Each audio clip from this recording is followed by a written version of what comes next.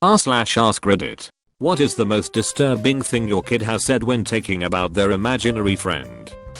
When my older daughter was 2 or 3, she used to have a couple of imaginary friends, Dodo and Dee Dee. They were typical imaginary friends. She would talk to them and play with them and tell me about their lives. Then one day, when she was about 3, she was talking on her play phone. When I walked into the room, she hung up her phone and said to me, with a completely flat voice and deadpan expression, "The evil is coming."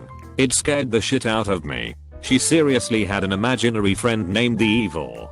Turns out the Evil was actually a pretty nice friend. She just had an unfortunate name. My little brother's imaginary friend, Roger, lived under our coffee table. Roger had a wife and 9 kids. Roger and his family lived peacefully alongside us for 3 years. One day, my little brother announced that Roger wouldn't be around anymore since he shot and killed him and his whole family. I don't know if he remembers any of this, but his genuine lack of remorse was very disturbing.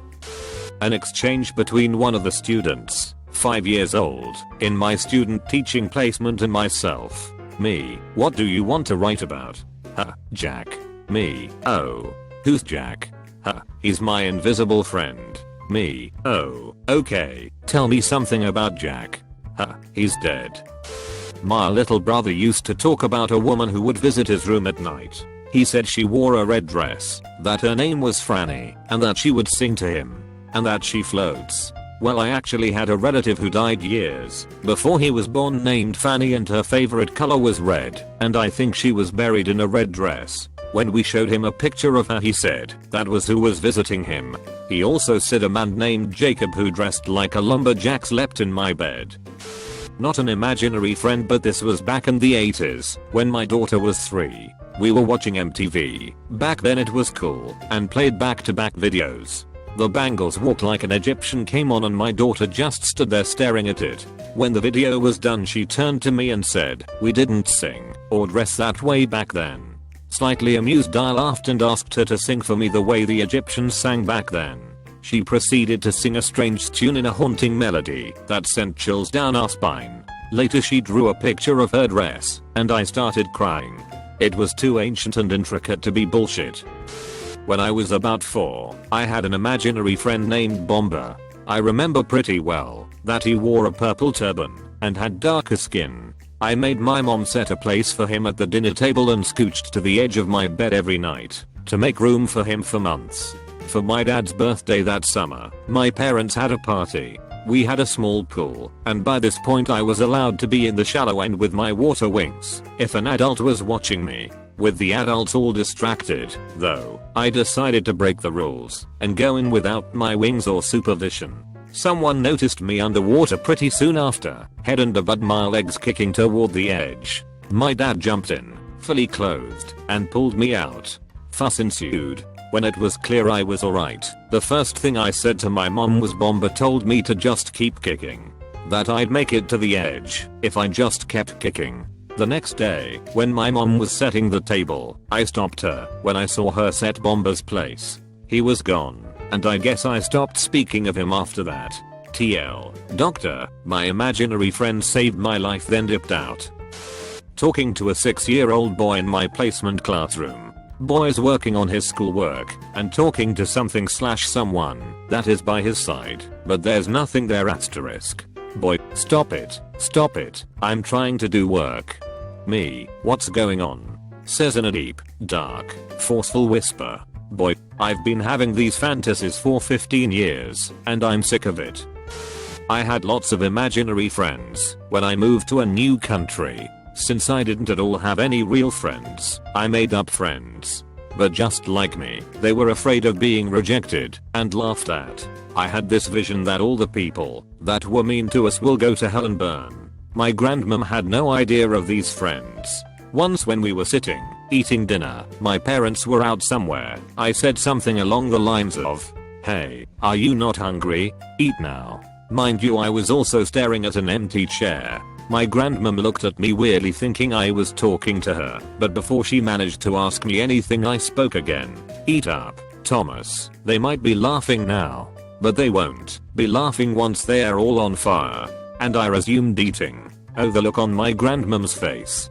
For a whole year she tried proving to my mom that I was possessed by the devil. TL. Dr. Nobody laughs once I turned them to ashes. When my niece was 2, her grandfather, my father, died. A few months later, she started the phase of talking to herself, imaginary friends and such. One day, I asked her who she was talking to. She replied, "I'm talking to the man." I asked what the man looked like, and she described my dad perfectly. I asked if he had a name, and she gave my father's name, even though she only knew him as Grandpa. Apostrophe. The creepiest part was when she told my mother that the man told her where his lost wedding ring was, which she had been looking for since he passed. It was right where she said. My time to shine. My parents told me this story, but now I'm gonna tell it to you. A little after I was born, my sister Julia had an imaginary friend named Jessica. She was Julia's friend for a long time, when things started to get a little weird. At first my parents shrugged it off as a normal occurrence, but after a while they began to believe that our house was haunted. One night as my parents put me, about 1 year old, to sleep, I began to cry and point at the corner. My mom was still in there and began to try to comfort me, but I continued to cry and point at the same corner. All of a sudden, my sister walks into my room and points at the corner and yells, "Jessica, stop it." Immediately I stop crying. And Julia says like it is completely normal that sometimes Jessica likes to put on scary masks and scare people. My mom, who was understandably freaked out, stammers to my sister, "Tell Jessica that if she can't play nice, she can't play here at all." A couple weeks go by and Julia tells my mom that her eyes turn green when she is mad and her voice gets deeper. My mom didn't know how to respond to this and just said okay. Eventually Julia outgrows her imaginary friend and stops playing with her. A year and a half later my little sister Abby begins to talk. She then goes on to tell us about her friend that no one else can see. She then tells my mom about how her eyes turn green when she is upset. I remember this distinctly because she dropped a pan and it scared me. She asked Abby what her name was and she said, "Jessica." About a year ago, my 4-year-old niece started talking to her imaginary friend Michael Jackson. He was with us all the time. Tea parties and over our phone conversations. It was always hilarious to see a stranger's reaction when she would yell in the store, "Michael Jackson is calling," as she would whip out her playphone. He has since been replaced by Prince Eric, who is a little bitch, if you ask me. I've posted this story somewhere before, but my cousin, when she was 5 and I was 17, had a stuffed rabbit that she talked to and carried everywhere. One day she was asleep on the couch while I was watching her, and she woke up and started yelling at her rabbit for no reason. 1 minute she was knocked out, the next, she's awake, glaring at her rabbit, yelling, "No, you can't do that. That's bad. Don't do it." Repeatedly. I asked her what was wrong, tried to get her to stop, but she wouldn't listen. I finally just took the rabbit up to her room, and when I came back down she was asleep on the couch again. Fuck whatever that rabbit was planning on doing. Posted this before. A parent of one of my students told us in a meeting that she was concerned because her son, 7 years old, talked about an invisible ghost who would talk to him and play with him in his room. He said the ghost was called the Captain and was an old white guy with a beard. The kid would tell his mom that the captain told him when he grows up his job will be to kill people, and the captain would tell him who needed to be killed. The kid would cry and say he doesn't want to kill when he grows up, but the captain tells him he doesn't have a choice and he'll get used to killing after a while. I was always creeped out working with that student after that. Not the parent, but the child. I don't remember how old I was, somewhere around kindergarten, but I had an imaginary friend. His name was Ash. One morning I heard my father mumble something about having sex to my mother. At the time I had no clue what he was talking about. I assumed it was something really grown up and that's why he'd said it so quietly. So, breakfast ends and I decide I want my parents to think I'm a little more of an adult than they think. And with all the swagger a young child could muster, I get up from the table and begin walking to my room. Before I'm out of the kitchen though, I casually mention to both my parents that I'm just going to be in my room with Ash having sex. I'm not gay. My daughter used to tell me about a man who came into her room every night and put the sign of the cross on her forehead. I thought it was just a dream. Then my mother-in-law sent over some family photos. My daughter looked right at the picture of my husband's father, who has been dead for 16 years, and said that's the man who comes into my room at night. My husband later told me his father would always do the sign of the cross on his forehead when he was young. So, when my sister was probably about 6 or 7, she had an imaginary friend named Emily. She told us Emily lived in her closet, wore an old black dress, and had long dark hair, and she was the same age as my sister.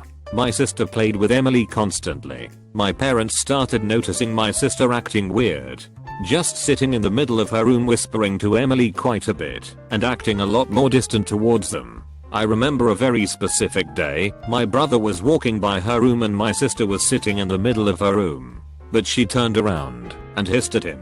He was scared shitless. He told me it didn't even look like my sister. My parents ran up to her room and I could hear my sister just screaming and screaming as loud as she get out. I have no idea what happened in that room, but I ran to the bottom of my stairs and the screaming stopped. I saw my parents holding my sister crying their eyes out. She was sobbing as well.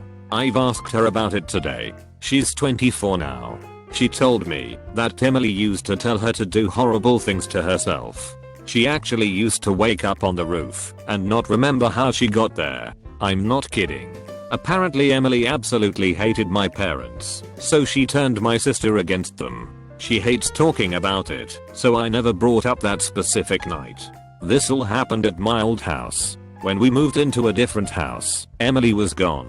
I'm not making any of this up. My sister's little friend was a really big deal to my family and messed things up for a long time. I'm just relieved we left that house. Here's my story. This was my 4-year-old Jaden. Now, it was the middle of summer and we were just having a lazy day at home. We had the television on, but pretty much on mute. Jaden, my son, was playing with some of his toys when he started talking to someone, saying things like, "Come on, Jack, you're the bad guy." I just assumed that it was an association to the toys he was playing with, so I, like many others would, brushed it off. Not a week later, I was just talking to Jaden about this dream he had the night before. It was him going away with a friend. When I asked what the friend's name was, he answered Jack. But, being me, I brushed it off as one of his toys. He kept mentioning this Jack person through the next few weeks, and after a while I just snapped and asked him who Jack was. He lifted his arm up and pointed behind me. He said something that made me jump. "Why don't you just ask him yourself?" This freaked me out, but I assumed it was just an imaginary friend. The next day I had a friend over for lunch, and we were just talking when Jaden walked out. He was generally talking or playing, but it was with someone. My friend Tess asked him who he was talking to. He replied with Jack. I was asking Tess if her daughter Alicia, who was now 14, ever had an imaginary friend, and she told me she didn't, but her sister's son had one that she thought was a spirit. From then on I was on the edge about this Jack. A week later Jaden was in his room yelling, so I ran upstairs, scared someone was in the house, with a knife in hand. When I got to Jaden's room there were blocks, toys, books, and clothes everywhere. Jaden was in a horrible mood. I started asking him why he had messed his room up, and he just sat there in silence. So I yelled, "Clean it up now," and walked out. Jaden then yelled, "It was Jack." I stormed right back into his room and screamed at him it wasn't Jack, because there is no Jack. 2 days after the incident I walked upstairs to put Jaden's clothes in his drawers and found him standing on top of his cupboard. His cupboard is about 1.5 meters high, so I was astounded he climbed up there. In a panic I yelled at him, "What are you doing? Get down." He said to me, "Jack told me to jump. I have to be nice to Jack, or he will hurt me." It was that point that I realized maybe Jack wasn't so imaginary. I decided to put in a baby monitor, and if that failed I decided I'd put in a camera. I kept the monitor in the kitchen, so I could hear it from a distance. I was at the dinner table when I heard the monitor start buzzing. Almost static white noise. I could hear Jaden talk, and then static would start, but every few seconds I could hear a voice. It was unclear, and I couldn't understand what it was saying, but obviously Jaden could. I rushed upstairs and of course, he was playing with Jack. so I set up my camera and had the baby monitor running. I was going to find out what this was. I was in the kitchen watching Jaden play and saw blocks, toys, and books all moving by themselves. I was frozen in fear, watching in panic. Jaden stood up and said, "No, Jack. No." Jack must have been yelling, because all of a sudden I heard a big booming voice over the monitor yell, "I will hurt you." Out of nowhere I heard a loud thud. This caused me to run. I sprinted up the stairs, yelling for my son. I found him crying on the floor of my bedroom. He was laying in pain in front of my cupboard. I comforted him and rushed to the car. I drove him down to the hospital, where they found he had a broken rib and sprained wrist. After he had calmed down, I asked him what happened. He just told me, "Jack pushed me off of your cupboard." That week I called the priest in to cleanse the house, and Jaden really seemed different, of course in a good way. He seemed to be very light in a way, and he also seemed not to be afraid of the house. 3 months later, and he still hasn't mentioned Jack. When I was little I had a whole gang of imaginary friends, both human and animals. One day my mum noticed I hadn't talked about them in a while, and asked me what happened to them, to which I replied as calmly as ever, that they were in a car crash and had died. On another creepy childhood note, when my brother was just learning how to talk, he grabbed one of those small toy hammers and crawled onto the sofa where my dad was sleeping. He then leant in close and whispered one of his first sentences. Smashed Dad's head right into his ear. From another thread, the rare occasions in which small children have alluded to having violent experiences that led to previous deaths freak me the fuck out. The most detailed one I ever heard was actually delivered secondhand through my friend's mother. Apparently beginning around the time my friend could form sentences, until he was little more than 2, he would go on and on about how he was a Native American named Kanchan, and that after his wife and son got sick and died, he moved to a mountain to live by himself with his horse. He died of a broken neck when he fell into a ravine. Weird shit, man. Thanks for watching UpGoat Reddit. Try like and subscribe button if it still works.